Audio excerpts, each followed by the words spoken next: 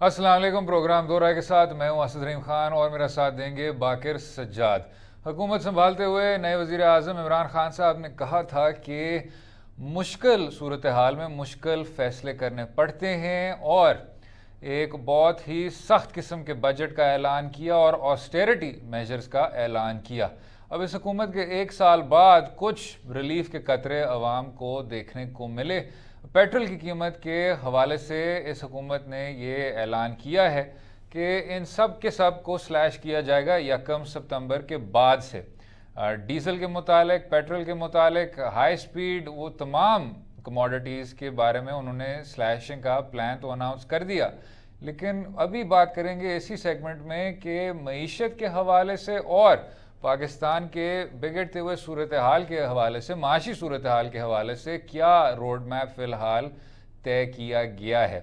जनाब बाकिर साहब, अगर हम सिर्फ पहले इस नुक्ते पे ही आ जाएं कि जी पेट्रोल प्राइसेस को आपने कहा कि हम स्लैश करेंगे कोई 4.5 रुपये, चलें अगर आपने जेनरस होना है तो 4.6 रुपये से आप स्लैश करेंगे, और हाई स्पीड डीजल हो, केरोसिन हो, लाइट डीजल हो, उनको भी 7 रुपये, 4 रुपये, 5 रुपये रिस्पेक्टिवली। सर उनके मैं आपको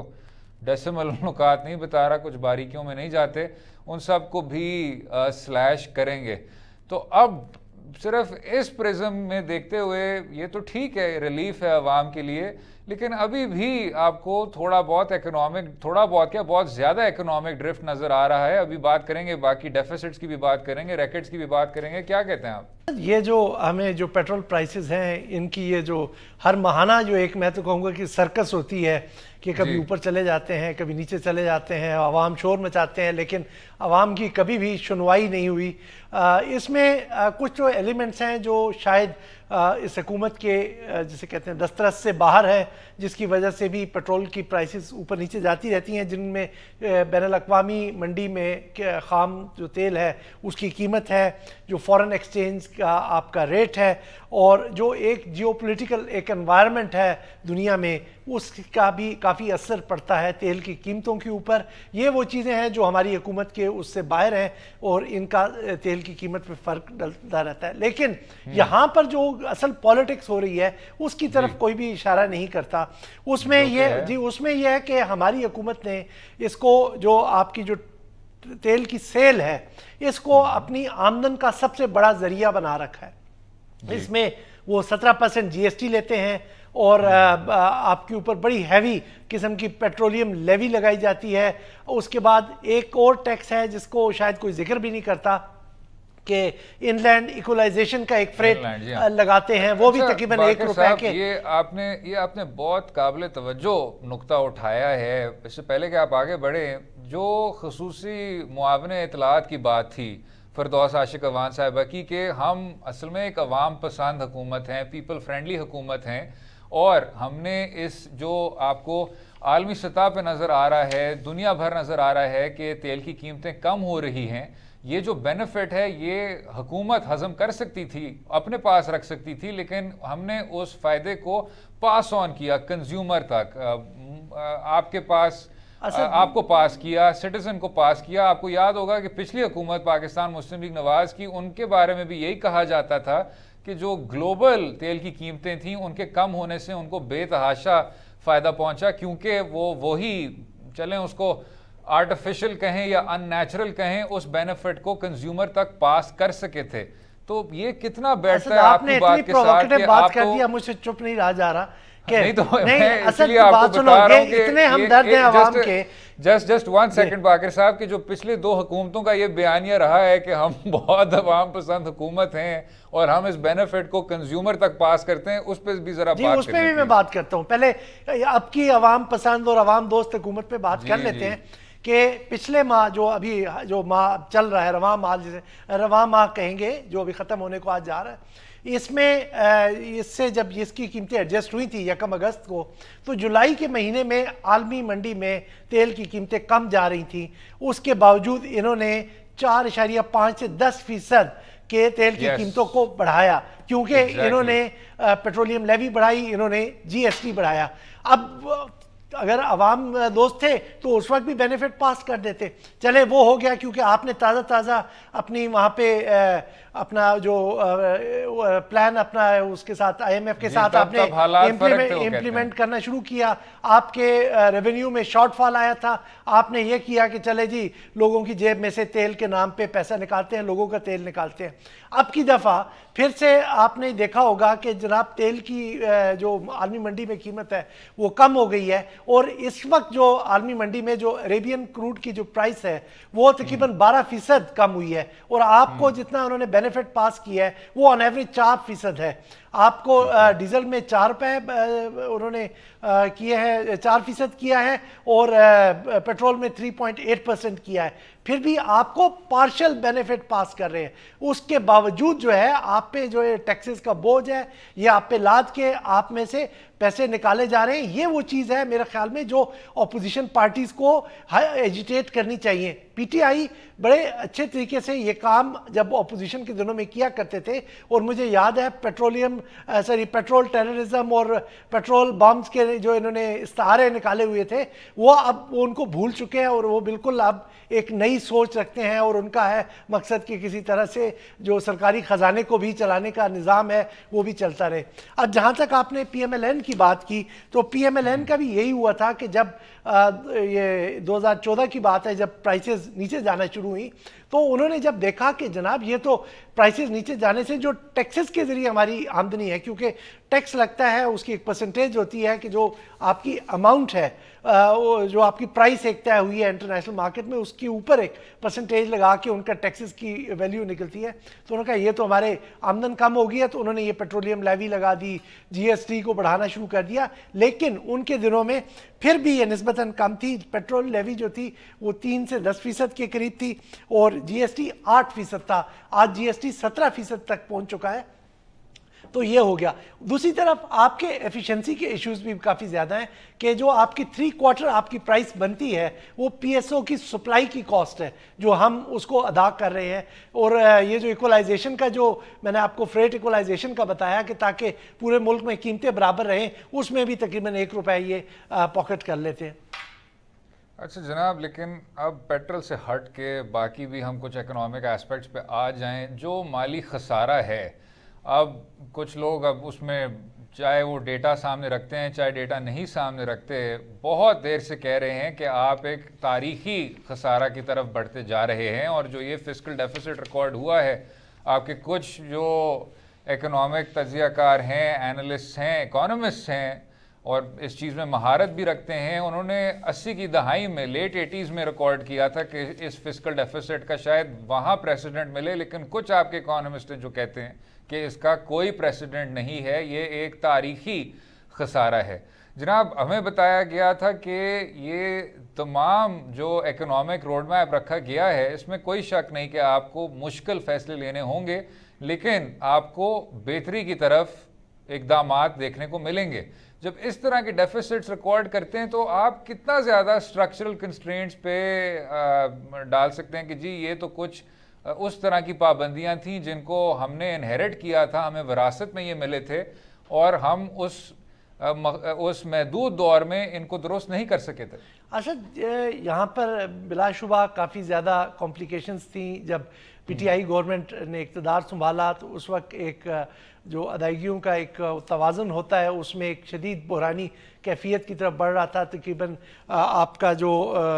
फिस्कल डेफिसिट जिसकी आपकी बात कर रहे हैं वो 6.5% ऑफ GDP तक पहुंच चुका था। तो उसमें इमरजेंसी इक़दामात आपको लेने की ज़रूरत थी, आपने वो कर लिया और किसी हद तक उसको संभाला दे दिया। अभी आपको जो सबसे बड़ा आप क्रेडिट लेते हैं कि करंट अकाउंट डेफिसिट हमने कम कर लिया, लेकिन जो स्ट्रक्चरल इस्लाहात हैं मेरे ख्याल में वो अभी तक ली नहीं गई हैं। आपने IMF का प्रोग्राम आपने एक्सेप्ट किया, आपने एक एडजस्टमेंट प्रोग्राम में चले गए, आपने टैक्सेस बढ़ा दिए, लेकिन जहाँ पर इस वक्त लीकेजेस हो रही हैं वो उसी तरह से हो रही हैं और उनका कोई उस वक्त तक प्लग नहीं की गई, चाहे वो आपकी एफिशिएंसी कॉस्ट है, आपकी एनर्जी कॉस्ट है। इसी वजह से अगर हम देखें कि जिस तरह की आपकी जो नाकिस स्ट्रेटजीज रही हैं उसकी वजह से आपने स्टॉक मार्केट में कभी कभार बेहतरी आ जाती है, लेकिन ओवरऑल देखें तो काफ़ी ज़्यादा एक आपको उसमें बेरिश किस्म का सेंटीमेंट नज़र आया। आपका सर्कुलर डेट बढ़ गया, आपका पब्लिक डेट बढ़ गया, सीपेक जो है वो आपका एक स्लो डाउन में चला गया। आपका पिछले साल में टैक्स कलेक्शन में आपको हिस्टोरिक शॉर्टफॉल का सामना हुआ। आपकी ओवरऑल ग्रोथ अब इस वक्त स्लो हो चुकी है। ये वो चीज़ें हैं कि आपने एक तरफ तो जो स्ट्रक्चरल इस्लाहात जो आप लाना चाहिए थी आप नहीं लाए, दूसरी तरफ आपका ये हुआ कि आपकी जो क्लैरिटी नहीं थी कि क्या आपने करना है, जिसकी वजह से आपने एक दफ़ा पूरी अपनी इकोनॉमिक टीम बशमूल आपके जो फाइनेंस मिनिस्टर जो एक काफ़ी अरसे से जिनके ऊपर कहा जा रहा था कि ये आइंदा के फाइनेंस मिनिस्टर होंगे, उनको भी आपने तब्दील किया। तो इसकी वजह से एक मार्केट में आप बेयकीनी की सूरत हाल पैदा हो गई। और अब जितने भी इकदाम किए जा रहे हैं जो हम अगले सेगमेंट्स में भी कुछ डिस्कशन करेंगे तो उसमें भी हम ये बताएंगे कि किस तरह से अब उस बेयकीनी की सूरत हाल को एड्रेस करने के लिए तकरीबन 1 साल के गुजरने के बाद जाके ये वो जा रहे हैं उस तरफ। खैर जनाब, हमें तो बताया गया है स्टेट बैंक ऑफ पाकिस्तान के जो लीडरान हैं उन्होंने भी हमें बताया है कि इसको हम किस तरह मुस्तहकम करेंगे, मईशत को किस तरह मुस्तहकम करेंगे और जो भी बहरान दरपेश हैं उन सब के सब का मुकाबला करेंगे, उनको ख़त्म करेंगे, उस पर भी बात करेंगे बाकिर साहब। लेकिन एक और चीज़ जिसके बारे में मेरे ख्याल से इतना ज़्यादा लोग तवज्जो नहीं देते जितना देना चाहिए, पिछले 10-15 साल के आप महबूबुल हक साहब की आप रिपोर्ट उठा लें तो वो तो 60 की दहाई से ये कहते आ रहे हैं। हालांकि उस रिपोर्ट को किस तरह मिस इंटरप्रेट किया था बाद में वो अब तारीख का एक हिस्सा बन चुका है कि कुछ आपके कार्टेल्स हैं जिनका गठजोड़ बन गया है। अब ये पीटीआई के हवाले से इसलिए बात करनी चाहिए क्योंकि उन्होंने बहुत बार कहा था कि हमने माशरे को ज़्यादा मुनसफाना बनाना है और इन बड़े मगरमच्छों के शिकंजे से मईशत को आज़ाद करना है। लेकिन जब आप इन बड़े बड़े कार्टेल्स को देखते हैं, चाहे वो वीट हो, ऑटो हो, चीनी हो, और जब आप उन्हीं के जो बड़े बड़े लीडरान हैं उनको पाकिस्तान तहरीक इंसाफ के कायद के साथ बैठते हुए देखते हैं, उनकी पॉलिसियों को मुतासर करने में उनको देखते हैं तो या मुअस्सर होने पे देखते हैं तो कोई ख़ास आपको नज़र नहीं आता। या तो कंपटीशन कमीशन ज़्यादा ताकतवर हो रहा हो, या तो इन लोगों को कोई फ़र्क पड़ रहा हो, या तो आपकी मार्केट में ज़्यादा कंपेटिटिव कुव्वतें हो रही हों। पाकिस्तान तहरीक इंसाफ की हुकूमत तो उन लोगों को सब्सिडाइज कर रही है। असद ये जिस तरह भी अभी आपने पिछले एक प्रोग्राम में भी डिस्कस किया कि ये वो जो गैस सेस इंफ्रास्ट्रक्चर सेस वाला जो इंफ्रास्ट्रक्चर डेवलपमेंट सेस पे इनको किसी तरह से तकरीबन 200 बिलियन के रुपए के करीब इनको छूट दी गई है। ये तो एक मिसाल है आपके सामने कि किस तरह से अभी भी कुछ लोगों को नवाजा जा रहा है और जो हमारा एक जो इकोनॉमी का एक एलिटिस्ट किस्म का करैक्टर है उसको सस्टेन किया जा रहा है। प्राइम मिनिस्टर इमरान खान बिलाशुबा एक अच्छा विजन रखते होंगे, उनकी जो उनकी नीयत है वो काफ़ी नेक होगी, लेकिन दूसरी तरफ जो हमारे सामने चीज़ें आ रही हैं और जो हम उनके बयानात से देख रहे हैं कि मिसाल के तौर पे अभी वो गुलाम इसाक खान इंस्टीट्यूट भी गए तो उन्होंने बरमला कहा कि मैं तो जो यू टर्न लेते लेते अब यहाँ तक पहुँच गया हूँ इक़्तिदार में और अपोजिशन जो इस वक्त जेल पहुँच गई है। तो ये वो चीज़ें कि जो लगता है मैं इसलिए बार बार लगता है कह रहा हूँ कि जो अभी हमें समझ आ रहा है, शायद हम पूरी तरह सिचुएशन को ग्रास्प नहीं कर रहे हैं, वो ये है कि पीटीआई ने अपने जो उनके असूल थे, जो कोर असूल थे कि एक तो आपने जो डेवलपमेंट करनी है उसको मुनसिफाना बनाना है कि सब में बराबर का उसके समरात तकसीम हो, उस पर उन्होंने कॉम्प्रोमाइज़ किया है। अब वो कॉम्प्रोमाइज़ किस लिए किया है? वो कॉम्प्रोमाइज़ उन्होंने अपने जो पॉलिटिकल इंटरेस्ट हैं उनके लिए शायद उन्होंने वो कॉम्प्रोमाइज़ किया है और जो हुकूमती जो मजबूरी है उन्हीं सियासी मफादात की बात करेंगे, लेकिन कुछ मईशत पे भी डिस्कशन जारी रखेंगे। अगले हिस्से में रहिएगा हमारे साथ।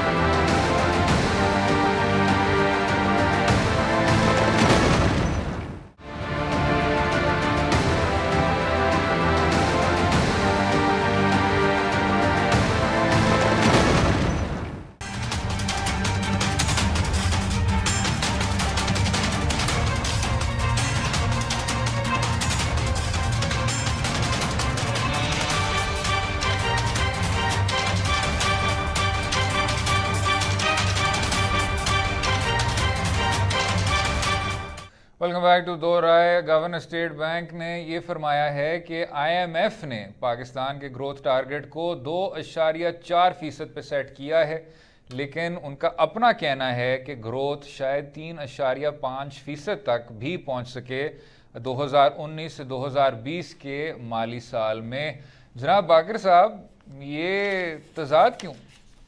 तजाद के आप ये कह रहे हैं कि जो मेरी एक असेसमेंट है कि वो इतना पॉजिटिव नहीं है जितना का अब आप स्टेट बैंक की असेसमेंट दे रहे हैं, उस तजाद की बात कर रहे हैं या किसी और तजाद की बात कर रहे हैं? नहीं जनाब, मैं सिर्फ उस खला की बात कर रहा हूं जो कि 2.4% और 3.5% के बीच है। उस बारे में अच्छा, ये तो जो ऑप्टिमिज्म है वो आपको मेरा ख्याल में रजा बाकर साहब भी बेहतर समझा सकेंगे कि मैं उनकी ऑप्टिमिज्म को उस तरह से शेयर नहीं करता हूं, क्योंकि जो बिल्कुल जो अर्ली फिगर्स हैं एक महीने के, मैं दोनों बाकर साहबान की बात कर रहा हूं, लेकिन जो रजा बाकर साहब हैं उनके बारे में आप कहा करते थे कि जी ये तो बिल्कुल IMF के इजिप्ट के वो हेड भी रह चुके हैं और उस वजह से उनकी जो पॉलिसी है वो सिर्फ और सिर्फ IMF के मातहत रहेगी। इधर तो आपको नजर आ रहा है जनाब ये इंडिपेंडेंट पॉलिसी नहीं है क्या? नहीं, इंडिपेंडेंट पॉलिसी की बात नहीं, मैं ऑप्टिमिज्म की असल 2-3 मुख्तलिफ चीज़ें कि जहाँ तक पॉलिसी का बात है उस पर भी मैं आ जाता हूँ। पहले आपने बात की ना कि क्यों नहीं मैं उतना ऑप्टिमिस्ट हूँ और ये किस तरह से ये जो एक प्रोजेक्शन उन्होंने दी कि हम शायद 3.6% तक हम अपना GDP हमारा अगला ग्रोथ रेट चला जाए, क्योंकि इस वक्त देखें जी पिछला जो हमारा GDP की जो हमारा वो शॉर्टफॉल आई या GDP में डिसेलरेट उसने किया और उसमें जो सुस्त रवि आई 2.4%, उसका वजह ये थी कि तो आपके के सारे सेक्टर्स, चाहे वो जो मेन कंट्रीब्यूटर्स होते हैं इकोनॉमी के, एग्रीकल्चर, इंडस्ट्रीज और सर्विसेज, अब इन तीनों ने बैडली परफॉर्म किया। अब मुझे नहीं समझ आता कि जो रजा बाकर साहब एक महीने के अपने करंट डेफिसिट के कम होने के अदाद शुमार से ये चीज़ अखज़ कर चुके हैं कि इस दफ़ा हमारा जो अगली दफ़ा हमारी GDP होगी वो बहुत बेहतर होगी, बल्कि उन्होंने तो काफ़ी ज़्यादा एक पॉजिटिव इमेज देने की कोशिश की कि हमारे पास जितने भी एक्सटर्नल शॉक्स हैं उनको सहने के लिए इस वक्त हमारे पास काफ़ी अच्छे रिजर्व्स हो गए हैं, चाहे हमें कश्मीर की सूरत हाल की वजह से शौक आए या ऑयल प्राइसेस की वजह से शौक आए या दीगर जो जियोपॉलिटिकल सिचुएशन है उसकी वजह से आए, और इस वक्त हमारी माशी सूरत हाल ठीक तौर पे चलना शुरू हो गई है। वो जिन पॉलिसीज़ का तस्करा करते हैं वो ये है कि जनाब हमने एक्सचेंज रेट को जो इंटरनेशनल मार्केट के साथ जो लिंक कर दिया है उस वजह से अब हमारी सूरत हाल बेहतर हो रही है, हमारे रिजर्व्स बेहतर हो रहे हैं, जो इंटरेस्ट रेट्स जो है उन्होंने इंक्रीज किए हैं। बाकर साहब जो उन्होंने इस हद तक बात की थी कि जी ये एक्सचेंज रेट एक शॉक एब्जॉर्बर था और अगर 2014 से 2017 तक आपने इसको आर्टिफिशियली पैक किया था तो उस वजह से ही माशी सूरत हाल बिगड़ता गया। जब आपने वापस उसको अपने आलमी फ्रंट पे थोड़ा सा मुस्तहकम किया और ज़्यादा एक्यूरेट बनाया तो फिर से मईशत इस्तेहकाम की तरफ बढ़ना शुरू हो गई थी। और साथ में उन्होंने ये भी कहा कि जो आपका एक बहुत पॉजिटिव इंडिकेटर है वो करंट अकाउंट डेफिसिट के हवाले से है। उसमें जनाब आप मुझसे बेहतर जानते हैं, उन्होंने कहा कि वो मज़ीद तंग हो गया है, पहले $2 अरब था, अब $580 मिलियन के करीब हो गया है, जिसका मतलब है कि कोई 70% की कंट्रैक्शन हुई है। उस हवाले से जनाब क्या कहते हैं? वो एक इंटरेस्टिंग चीज़ है जो मैं बार बार इशारा भी कर रहा हूँ कि वो एक महीने की आप फिर इशारा ना करें, आप बात करें। बात ही करने लगूं, पहले मैंने किया था कि जो करंट अकाउंट डेफिसिट का जो फिगर कोट करते हैं बड़ा वो जिसे कहते हैं अट्रैक्टिव लगता है कि 73% हमारा वो कॉन्ट्रैक्शन आई है। वो एक महीने के फिगर्स लेके आपके सामने जो वो बता रहे हैं या पिछले उसके, लेकिन हमें ये चीज़ सस्टेन चाहिए। अब वो सस्टेन किस तरह से होगी कि आपके जो फॉरेन एक्सचेंज के इन्फ्लोज हैं, वो रिमिटेंसेस हैं, आपका जो आपकी जो एक्सपोर्ट जो आप करते हैं उनसे जो रेवेन्यू अर्न होता है वह ये सस्टेन बेसिस पे चलता रहेगा, बढ़ता रहेगा तो होगा। अभी अभी की जो करंट अकाउंट डेफिसिट में जो कमी आ रही है वो इस वजह से है कि आपकी एक तो जो सीपेक की इंपोर्ट मशीनरी की जो बिल था वो कम हो गया, उसकी वजह से कि दो वजूहत है उसकी, कि एक तो यह है कि कई सीपेक के प्रोजेक्ट्स कंप्लीट हो गए हैं और दूसरा सीपेक में एक सुस्त रवि आ गई है। वो अब उसको डिस्कस करने के लिए एक अलहदा तरह से नशिस्त चाहिए। अच्छा बाकिर साहब, ये एक और आप ये मेरे ख्याल से यही समझेंगे कि ये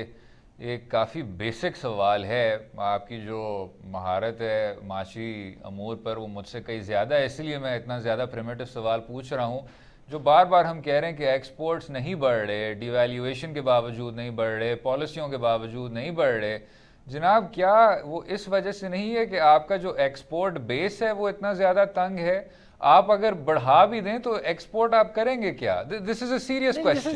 This is not a primitive question. It is a very serious question and is one of those major concerns that need to be addressed as soon as possible. क्योंकि बार बार ये कहा जा रहा है कि एक्सपोर्ट्स हमारे बढ़ नहीं रहे, लेकिन आप बढ़ाएंगे क्या, मेरा सवाल जी बिल्कुल आपकी बात बिल्कुल बजाय है, क्योंकि ओवर द इयर्स ये एक्सपोर्ट सेक्टर आपका इतना नेग्लेक्ट हुआ है कि आपको ना तो आपके पास इस क्वालिटी की प्रोडक्ट्स हैं कि आप बैनुल-अक़वामी मंडी में जाके बेच सकें, वो अगर आप प्रोड्यूस भी कर रहे हैं तो उसकी कॉस्ट इतनी ज़्यादा है कि वो जो इंटरनेशनल बायर है उसको फिजिबल नहीं रहती। फिर उसके अलावा हमारे यहाँ स्ट्रक्चरल प्रॉब्लम्स काफ़ी ज़्यादा हैं, और जो माशी हमारा स्लम्प पिछले कोई 10-15 साल से चल रहा है, उसकी और टेररिज्म की एक वेव भी चलती रही है, तो यहाँ पर इंडस्ट्री में इन्वेस्टमेंट हुई नहीं है। अगर आपने एक्सपोर्ट्स को बढ़ाना है और उनको बेहतर करना है तो ये एक लंबा लॉन्ग ड्रॉन प्रोसेस होगा। ये ओवरनाइट नहीं कि एक साल में पीटीआई की हुकूमत आई तो आपके यकदम एक्सपोर्ट्स बढ़ना शुरू हो जाए। आप उनको इंसेंटिवाइज कर सकते हैं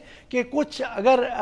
आपको फाइनेंशियल इंसेंटिव्स की वजह से आप की जो प्रोडक्शन कम हुई थी तो वो बढ़ा दे, लेकिन उससे कोई ज़्यादा फर्क नहीं पड़ना। आपको क्वालिटी प्रोड्यूस करनी है और उस क्वालिटी को प्रोड्यूस करने के लिए आपको इंडस्ट्री को रिवाइव करना है। इंडस्ट्री के लिए आपको एक बहुत बड़ा पैकेज लाना पड़ेगा, और उन लोगों को सबको जो इंडस्ट्रियल कम्युनिटी है हमारी, उसको सबको जाके इस तरफ उसको इनकरेज करना होगा कि जनाब अब आप यहाँ पर इन्वेस्ट करें, और उसके लिए आपको बहुत कुछ करने की ज़रूरत है। आपको इंफ्रास्ट्रक्चर बेहतर करने की जरूरत है, आपको ईज ऑफ बिजनेस जो है वो बढ़ाने की जरूरत है, आपने पॉलिसी जैसी लानी है। आपने देखें जब अब आप देखें आप, लेकिन उसके कॉन्ट्ररी वो बहुत कुछ कर रहे हैं। अगर आप ये जैसे अब एडजस्टमेंट प्लान में गए हैं तो आपने अब रजा बाकिर साहब बड़े ज़ोर शोर से इस चीज़ को डिफेंड करते हैं कि जनाब हमने जो बैंक रेट्स जो है जिन्हें हम शरह सूद कहते हैं, ये हमने बढ़ा दिया है कि ताकि इन्फ्लेशन को चेक करें। जब आदमी को जो इंडस्ट्रियलिस्ट है उसको फाइनेंस ही नहीं अवेलेबल है या बहुत महंगा अवेलेबल हो रहा है, तो वो किस तरह से कॉम्पिटिटिव रेट पे चीज़ को प्रोड्यूस करके मार्केट करेगा। और साथ साथ जो है कि आपने जो इंपोर्ट के ऊपर ड्यूटीज़ लगा दी हैं, क्योंकि अब सब कुछ ये होता है कि यहाँ पर ही प्रोड्यूस होके उसको हम जैसे कहते हैं प्रोसेस करके आगे सेल नहीं करते। बाहर से कई चीज़ें हमें रॉ मटेरियल ला के उसके ऊपर प्रोडक्ट्स बना के हमें दोबारा इंटरनेशनल मार्केट में सेल करना होता है। तो कॉम्प्रिहेंसिव रिकमेंडेशंस दी हैं आपने, इस पे वक्फा ज़रा लेते हैं, गुफ्तगू जारी रहेगी, रहिएगा हमारे साथ।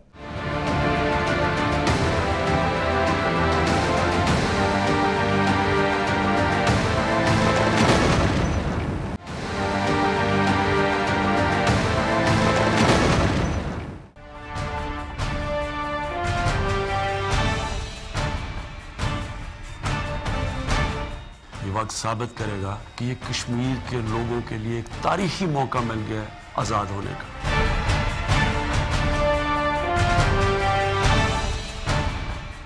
Pakistan remains committed to complete and inaugurate the Kartarpur Sahib corridor as announced by our Prime Minister and as planned. Welcome back to दो राय। वज़ीर आज़म इमरान खान साहब ने न्यूयॉर्क टाइम्स में एक मजमून के ज़रिए पाकिस्तान का बयानिया आलमी सतह के सामने रखा है, आलमी सतह पे रखा है और वर्ल्ड लीडरान के सामने रखा है। ये कहा इमरान खान साहब ने कि हमने हर कदम कोशिश की कि किसी तरह से खित्ते में ना सिर्फ अमन हो, हिंदुस्तान की तरफ भी हाथ बढ़ाया जाए। जो उनकी पहली बात थी उन्होंने एक बार फिर दोहराई कि अगर आप एक कदम लेंगे तो हम 2 कदम लेंगे। एक पूरी फहरिस्त दी गई जिसमें बार बार पाकिस्तान के जो पीस बिल्डिंग एफर्ट्स थे उनको हिंदुस्तान ने किस तरह नाकाम किया उनका भी हवाला दिया। सितंबर 2018 में मुंतखब होते साथ ही जब अक़वाम मुत्तहिदा की साइड लाइन्स पर रियासत पाकिस्तान ने कोशिश की कि हिंदुस्तान के लीडरान से मीटिंग हो सके तो उसको हिंदुस्तान ने कैंसिल कर दिया। उसके बाद जब इंतखाबात के वक्त, हिंदुस्तान के इंतखाबात के वक्त हुकूमत ने इंतज़ार किया कि अगर उनका बहुत ज़्यादा जरहाना रेटरिक है बीजेपी का और हिंदुस्तान की रूलिंग पार्टी और संघ परिवार का, तो ये भी इंतखाबात के बाद रेटरिक ढल जाएगा, लेकिन वो भी नहीं देखने को मिला। उसका मुतज़ाद कि हिंदुस्तान के लॉबीइस्ट ने फैटफ की सतह पे पाकिस्तान के ख़िलाफ़ लॉबिंग की और उसको ब्लैकलिस्ट करने की कोशिश की। इमरान खान साहब ने फिर फरवरी 2019 के वाक़यात का भी हवाला दिया, जिसमें पाकिस्तान पे ना सिर्फ एयर स्ट्राइक की गई, लेकिन उसके बाद जब हिंदुस्तान का तैयारा गिराया गया तो उसके पायलट को भी हिंदुस्तान वापस भेज दिया गया। तमाम इवेंट्स को सामने रखने के बावजूद इमरान खान साहब ने कहा कि हम अभी भी अमन चाहते हैं, लेकिन कश्मीर में वही इंतहा पसंद हिंदुत्वा एजेंडा जो कि चाहता है कि कश्मीर को गैर कानूनी तौर पे ज़म कर दिया जाए, वो जारी है। और नरेंद्र मोदी के जो नज़रियाती अबावजदाद हैं वो वही नाज़ीज़ हैं जो बेनिटो मुसोलिनी और एडोल्फ हिटलर के नक्श कदम पर चल रहे हैं। आखिर में उन्होंने ये भी कहा कि आलमी सतह पे ना सिर्फ ये बात काबिल तवज्जो है, लेकिन दुनिया के तमाम लीडरान को इस तरफ देखना चाहिए, क्योंकि ये एक एटमी कॉन्फ्लिक्ट की तरफ जा सकता है। जनाब बाकिर साहब, ये जो कुछ पॉइंट्स हैं सर जो उन्होंने दिए, मैं समझता हूँ कि ये काफ़ी तामीरी बातें की थी, और अगर आपने सिर्फ एक मखसूस और एक महदूद ऑपेड के ज़रिए ये सारी बातें करनी है तो काफ़ी हार्ड हिटिंग था, और आप अपना एक प्रो पीस एजेंडा भी सामने रख सके, ये दिखाते हुए कि जो दूसरी जानिब एक आदमी है वो एक इरैशनल एक्टर है, वो ना तो हमारी बात सुन रहा है, ना तो अमन चाहता है, और एक बहुत पुराने संघ परिवार के नज़रिए पर अमल दरामद करने पे उतरा हुआ है। असद, बिलाशुबा जो अभी हुकूमत के जो इक़दामात हैं वो काबिल सताइश हैं कि उन्होंने काफ़ी हद तक जो एक कश्मीर की जो आपकी कह रहे डिप्लोमेटिक, कश्मीर पर डिप्लोमेटिक आउटरीच थी उसमें सुस्ती आई हुई थी, उसको दूर किया है। ख़ास तौर पर जो आर्टिकल 370 के रिवोकेशन और 35A की रिवोकेशन के बाद उन्होंने जितने भी इक़दामात लिए हैं ताकि इसको बैनुल-अक़वामी सतह पर इस मसले की अहमियत को दोबारा से उजागर किया जाए। मैं नहीं कहता कि इंटरनेशनलाइज किया गया, क्योंकि मैं उस फ्रेज़ से एग्री नहीं करता, तो वो उन्होंने काफ़ी हद तक ये अच्छी चीज़ें कर रहे हैं। सिर्फ अब न्यूयॉर्क टाइम्स नहीं बल्कि दीगर मुमालिकी अखबार, वाशिंगटन पोस्ट है, अमेरिका से बाहर निकल के इमरान खान साहब हमेशा बरतानिया की मिसालें देते हैं, गार्डियन में लिखे और जो आपके अखबारात हैं उधर भी लिखे, और ये सब कुछ एक बहुत बड़ी एक स्ट्रेटजी का जिसका एक कंपोनेंट है, उसमें भी डिप्लोमेटिक और पॉलिटिकल आउटरीच है, उसका हिस्सा है। लेकिन जो वज़ीर-ए-आज़म साहब पिछले चंद दिनों से कह रहे हैं और जो लिख रहे हैं, अब जिस तरह हमने उनको देखा, एक आर्टिकल भी उन्होंने कहा, उनका एक ऑपेड भी पब्लिश हो चुका है, तो वो चीज़ उसमें जो मैं पढ़ता हूँ और उनके जो पिछले बयानात देखता हूँ कि मैं चाहता हूँ कि बीजेपी हुकूमत में आ जाए, फिर उन्होंने मुसलसल उनको जिस तरह से फ्रेंडली जेस्चर्स उनकी तरफ करते रहे, अभिनंदन की रिलीज़ हो गई या डायलॉग की ऑफ़र वो जिस अंदाज में करते रहे, अगरचे डायलॉग करना चाहिए, तो मुझे लगता है, या मेरा एक जिसे कहते हैं शायद गलत फहमी हो, कि वो सिचुएशन को प्रॉपरली रीड नहीं कर सके थे कि जनाब सिचुएशन ऐसी है। अब के उनके जो बयानात हैं या उनकी राइटिंग्स हैं वो बिल्कुल कंट्रास्ट हैं जो इमरान खान साहब पिछले जुलाई और ये जो पिछले आप समझ लें अगस्त में जब वो आए और इस साल की जुलाई तक वो जो बयानात देते रहे वो उनसे बिल्कुल कंट्रास्ट हैं। वो इस तरह कि उन्होंने हार्ड हिटिंग बयानात उन्होंने पुलवामा के जो वाक़े के बाद स्टैंड ऑफ हुआ था उस वक्त भी नहीं दिए थे, लेकिन चूंकि अब हमारी जो शहरग है वो थ्रेटन्ड है तो उनके जो बयानात आ रहे हैं। लेकिन जनाब आपको कॉन्ट्रास्ट किधर नजर आ रहा है, कंसिडरिंग वो पहले दिन से कह रहे हैं, पहले दिन से वो कह रहे हैं कि जी हम अमन चाहते हैं खित्ते में, हर पॉइंट पे वो कह रहे हैं कि आप एक कदम बढ़ाएं तो हम 2 कदम लेंगे, we will not only meet you in the middle, हम और आगे बढ़ेंगे। तो अगर एक इरैशनल एक्टर है जो संघ परिवार के नज़रिए पे उतरा हुआ है, जिसकी मईशत स्लो डाउन कर रही है, 40 साल में हिंदुस्तान की बेरोज़गारी इतनी ज़्यादा बढ़ी हुई है कि वो बार बार अब उसी नज़रिए पे डबल डाउन कर रहे हैं, जिसके इंतखाब के मंशूर के जो तीनों प्लैंक थे वो या तो मुसलमान पीनल लॉ को ख़त्म करना था, सिविल लॉ ख़त्म करना था, या तो कश्मीर को हज़म करना था, या तो 1.2 जो मिलियन उनके मुसलमान हैं उनको डिसफ्रेंचाइज करना था। ये एक नज़रियाती उसी में ही हलचल में पड़ गए आपकी सारी बीजेपी की हुकूमत। एक आदमी तो बार बार कह रहा है सर कि हम इसकी तरफ आ रहे हैं, और जब वही आदमी कहता है कि हम तो सिर्फ जंग ही चाहते हैं, उन्हीं के डिफेंस मिनिस्टर फिर कह रहे हैं कि नो फर्स्ट यूज नहीं होगा, न्यूक्लियर स्ट्राइक्स भी हो सकती हैं, ये हो सकता है, वो हो सकता है। कश्मीर के हवाले से आलमी सतह पे वो कहते हैं कि बायलैटरल सिचुएशन है, हम जब हाथ आगे बढ़ाते हैं तो वो कहते हैं ये इंटरनल मामला है। तो वही वजीर आजम फिर RSS और नाटजीज़म की ही बात करेगा। नहीं असद, ये बात आपको पहले दिन से उनके चेहरे को एक्सपोज करना चाहिए, और जो आपकी आउटरीच है कि जनाब हम आपसे बातचीत करके ये मसला हल करना चाह रहे हैं, आपको उस तरह नज़र नहीं आना चाहिए कि आप उनसे भीख मांग रहे हैं। अब उस वक्त तो इस तरह लग रहा था कि जनाब हम मरे जा रहे हैं कि उनके साथ अगर ये पहले दिन से सर अगर ये पहले दिन से इनको एक्सपोज करते तो क्या कश्मीर में आर्टिकल 370 रिवोक ना होता? असद, अगर ये प्रॉपरली उनकी इंटेंशंस को रीड कर लेते और इस तरह का उनके ऊपर डिप्लोमेटिक प्रेशर पहले से बनाते तो उनके लिए शायद 2 दफा उनको सोचना पड़ता। पाकिस्तान तो जनाब मैं ये एक कदम लेने जा रहा हूं तो इसकी इम्प्लीकेशन क्या होगी? वो तो उनके मंशूर में लिखा हुआ है कि हम तो जनसंघ के दिनों से चाहते थे कि हम कश्मीर को जम कर लें। पाकिस्तान ने तो डे 1 से रीड किया हुआ है कि बीजेपी हुकूमत तो चाहती है कि वो कश्मीर को जम कर ले, इसलिए तो फिर अगर डे 1 से रीड किया हुआ है तो फिर आप क्यों कहते थे कि बीजेपी हुकूमत में दोबारा आ जाए, एक सेकंड टर्म आ जाए? क्योंकि जनाब वो इस वजह से है कि आपने पूरा मुल्क सरेंडर कर दिया इस हुकूमत को। वो इफेक्टिवली एक 1 पार्टी सिस्टम की तरफ जा रहे हैं। राहुल गांधी को ऑलरेडी वो कटहरे में खड़ा कर चुके हैं। जो हिंदुस्तान की अवाम है उन्होंने बाकी तमाम सियासी जमातों को बिल्कुल ही डिलेजिटिमाइज किया हुआ है, बार बार बीजेपी को वोट दे रहे हैं। अगर आप इस ग्राउंड रियलिटी को तस्लीम कर लें। नहीं, आप ये कहना कि ये हमें नजर आ रहा है कि ये इंतखाबात जीत रहे हैं, वो एक अलग चीज़ है, और मैं ये कहूँ कि ये जीत कर आ जाए तो अच्छा होगा कि कश्मीर का मसला हल हो जाएगा। This is different statement Asad, you also recognise this thing कि ये उनको बिल्कुल एक डिफरेंट इनकी रीडिंग थी। इनकी रीडिंग अगर ये होती कि ये 370 को रिवोक करने जा रहे हैं और वहाँ का ऑटोनोमस स्टेटस ख़त्म करने जा रहे हैं, तो जो कुछ अब वो कर रहे हैं वो आज से 1 महीने 1.5 महीना पहले शुरू करते, उसका ये फ़ायदा होता कि कम से कम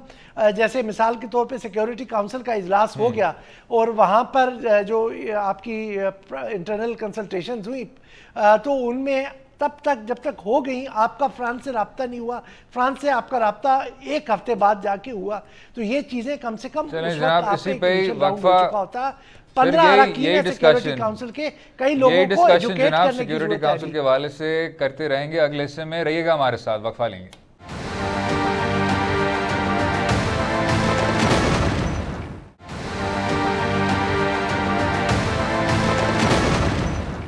वेलकम बैक टू दो राय। डिस्कशन हो रही थी पाकिस्तान के कश्मीर पॉलिसी के हवाले से। पहले सुन लेते हैं इमरान खान साहब का क्या कहना था। ये वक्त साबित करेगा कि ये कश्मीर के लोगों के लिए एक तारीखी मौका मिल गया है आज़ाद होने का। हमने एकदम इस इशू को इंटरनेशनलाइज कर दिया। मैं कश्मीर का एम्बेसडर बनूंगा। अगर कई मुसलमान हुकूमतें इस वक्त मजबूरी की वजह से, तजारत की वजह से अगर अभी नहीं भी हैं, आज अगर नहीं भी हैं, आगे हमारे साथ आ जाएंगी। पाकिस्तान तो अब हर हद तक जाएगा, आखिरी सांस तक उनके साथ जाएंगे। जनाब बाक़िर साहब का कहना है कि PTI हुकूमत ने जब पहले ही बीजेपी को एंडोर्स कर दिया था तो बाद में कुछ अजीब लगता है जब वो कहें कि ये RSS और नाटजी इंतहा पसंद हैं। बाक़िर साहब उस हद तक चलें, इत्तेफाक कर लेते हैं कि प्रायर इलेक्टोरल एंडोर्समेंट जब आप करते हैं और बाद में वो बिल्कुल ही एक नाटजी एजेंडा पर निकल जाएँ, जो कि आपको दूर से नज़र भी आ रहा है, तो थोड़ा सा कॉन्ट्रडिक्टरी लगता है और आपकी कोई ख़ास पॉलिसी भी आपको नहीं नज़र आती कंसिस्टेंट होते हुए। उसके बाद से सर अगर आप थोड़ी सी उसमें कंसिस्टेंसी देख लें कि आपने इनको हर फ्रंट पे कहा है कि ये इंतहा पसंद हैं, हर फ्रंट पे इनको कहा है कि ये नाटजी हैं, और नाटजी इसलिए कहा है क्योंकि जो मगरबी आपकी तारीख़ है, जो लंबी चौड़ी जदोजहद की गई यूरोप में फैशिज़म के ख़िलाफ़, और बार बार ये कहा गया कि यही नाटजी एजेंडा को अब आप लागू कर रहे हैं मकबूजा है कश्मीर में, उस हवाले से जनाब क्या आपकी जो मैसेजिंग है वो थोड़ी बहुत मुस्बत नहीं है? असद, मैंने तो आपको पहले ही इसको ये कैवियट लगा दिया था कि यस पोस्ट, अच्छा अगर हम आ जाए, मैं आपसे इत्तेफाक करता हूं कि प्रायर इलेक्टोरल एंडोर्समेंट करना बिल्कुल ही आपका it was completely inconsistent. Post 5 अगस्त अब ये हो गई मैसेजिंग, अब इससे आगे बढ़ के क्या कुछ किया जा सकता है? ये असद, इसमें अब यह है कि पाकिस्तान को बिल्कुल हमें भी एक्नॉलेज करना चाहिए कि हमारे ऑप्शंस बहुत लिमिटेड हैं। हम कश्मीर के चीफ एडवोकेट्स तो हैं, लेकिन हमारी अपनी आवाज़ में क्रेडिबिलिटी इंटरनेशनल स्टेज पे नहीं है। तो इस वक्त हम क्या कर सकते हैं? इस वक्त हमें चाहिए कि हम जो वहाँ की इंसानी हकूक़ की सूरत हाल है उसको एजिटेट करें, उनके लिए सियासी और सफारती सतह पर उनकी मदद करें और लोगों में उनकी राय आमा जो है, इंटरनेशनल राय आमा है, उनके हक़ में हमवार करें। और असद याद रखिए कि अब इस मूवमेंट की डायरेक्शन पाकिस्तान नहीं तय करेगा, भारत नहीं तय करेगा, वहाँ के लोग किस तरह रिएक्ट करते हैं। अब सारे की सारी नज़रें इस बात पर है कि जब एक दफ़ा वहाँ कर्फ्यू ख़त्म होता है और लोगों को कोई स्पेस मिलती है एजिटेट करने की। अभी अभी तो हम देख रहे हैं ना कि जब हम भी कहीं थोड़ी सी कहीं या तो आपकी कर्फ्यू की वायलेशन होती है या वो कहीं उनको थोड़ा सा रिलैक्सेशन मिलती है तो वहाँ पर एजिटेशन शुरू हो जाता है। लेकिन एक दफ़ा कर्फ्यू ख़त्म जब वो करेंगे उसके बाद कश्मीरी किस तरह से जनाब बाकर साहब वो सब के सब डिटरमिन करेगा कि छोटा सा क्या हो सकता है। ये आप बिल्कुल ठीक कह रहे हैं और इस पे मेरे ख्याल से हर आदमी को पाकिस्तान में खुसूसी तौर पे हर पाकिस्तानी को इस बात पे मुत्तफिक होना चाहिए कि कश्मीरियों को आप इस तमाम बयानिए में सेंटर करें। कश्मीरियों के जो एहसासात और जज्बात हैं वो क्या कुछ चाहते हैं, वो कौन सा प्लेबिसाइट रखना चाहते हैं, उनके क्या एस्पिरेशंस हैं, उनको अवलीन तरजीह देनी चाहिए। लेकिन अब इससे थोड़ा सा हट के जनाब जो दूसरी जानिब हमारे लोग कह रहे हैं कि जी आपकी अपनी मॉरल क्रेडिबिलिटी नहीं है, आलमी सतह पे आपका मोमेंटम नहीं है, आपके जो ऑप्शंस हैं वो महदूद हैं, ऑप्शंस बगैर किसी शक के महदूद हैं, लेकिन ये वाली बात की क्रेडिबिलिटी आपकी कम है। इस हद तक मैं इख्तलाफ करता हूँ कि मकबूजा कश्मीर के हद तक पाकिस्तान ने कंसिस्टेंटली हक की बात की है, पाकिस्तान ने बार बार सेल्फ डिटर्मिनेशन की बात की है। रियासत पाकिस्तान के बेतहाशा ऐब हैं, आलमी सतह पे भी बेतहाशा गुनाह तस्वर किए जाते हैं, लेकिन कश्मीर की जब आप बात करते हैं तो उधर पूरी तौर पे ऑक्यूपेशन है। उधर एक मुसलमान अक्सरियत ने जो सेल्फ डिटर्मिनेशन की कोशिश की थी, हिंदुस्तान के वज़ीर आज़म ने यह अहद किया था कि उनको वो हक फराहम किया जाएगा। आपने ना सिर्फ उनसे वो चोरी कर लिया, आपने एक हिंदू महाराजा के कहने पे वहाँ एक काबिज़ फ़ौज भी भेज दी। तो वो तारीख है हमारी जनाब। अब तो हम शायद डगलस ग्रेसी का भी नाम भूल गए हैं। उस तारीख की रोशनी में आपने पिछले 70 साल वहाँ एक नज़रियाती जदोजहद किया है, कोशिश किया है कि कश्मीरी आवाज़ को बुलंद किया जाए। जो मुझे बात थोड़ी सी अजीब लगती है हमारे पॉलिसी मेकर से वो ये है, जदोजहद करें तो गलत है, एहतजाज करें तो गलत है, आर्म करें तो गलत है, फंड करें तो गलत है। तो जनाब हमें वो मुस्बत या वो तामीरी तरीक़ाकार बता दें, तजवीज़ कर दें, सजेस्ट कर दें कि हम किसी तरह से इस मसले से बढ़ सकें, इस इम्पास को तोड़ सकें। क्योंकि जो बेतहाशा तनकीद की जा रही है पाकिस्तान पर कि क्रेडिबिलिटी नहीं है, ये रोग्स हैं, ये हैं, ये वो हैं, ये इस बात को मिस करता है कि उधर एक ऑक्यूपेशन जारी है जहां बच्चे अबडक्ट हो रहे हैं, इलेक्ट्रिक शॉक थेरेपी इस्तेमाल की जा रही है, एक पूरी नस्ल को आपने पैलेट्स के थ्रू ब्लाइंड कर दिया है। The quantum of what is happening in occupied Kashmir is completely divergent from जो आप स्टेट ऑफ पाकिस्तान पे क्रिटिसिज्म अप्लाई कर रहे हैं, यानी कोई बैलेंस ही नहीं है।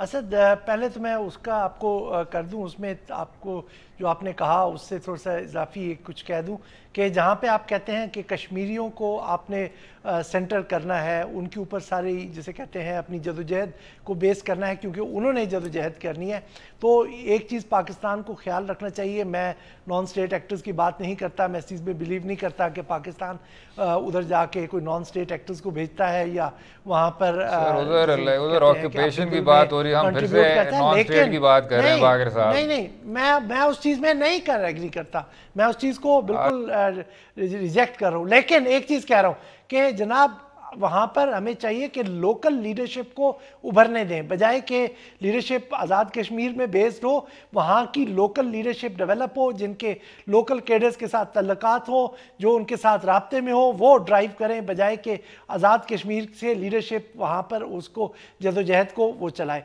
और दूसरी बात यह है कि आपकी जो बात है कि कश्मीर का जो हमारा मुकदमा है वो बहुत स्ट्रॉन्ग है, वो लेकिन जो मुकदमा पेश करने वाला है वो उसकी, मैं ये नहीं कह रहा कि उसके कि कोई उसमें झोल है, मैं ये कह रहा हूँ कि चूंकि वो इकोनॉमिकली वीक भी है और उसमें माजी से उसमें कुछ इस तरह की गलतियाँ हुई हैं कि जिसकी वजह से दुनिया के लिए वो इतना मोतबर नहीं है। अब हमें खुद जी अब ये चीज़ें अपने अंदर जो खामियाँ हैं उनको एड्रेस करके अपने जो कश्मीर पे मुकदमे को मजबूत कर ज़रूर उन खामियों को एड्रेस करें जनाब, लेकिन ये जो एक तूफ़ान उठ चुका है पाकिस्तान में, वो जो मकासद हैं उस तूफ़ान के, सबसे पहले उनकी निशानदेही करनी चाहिए। उम्मीद है आपको आज का प्रोग्राम पसंद आया होगा। मुझे और बाकर सज्जाद को अपनी राय से भी आगाह कीजिए और इजाज़त दें। खुदा हाफिज़।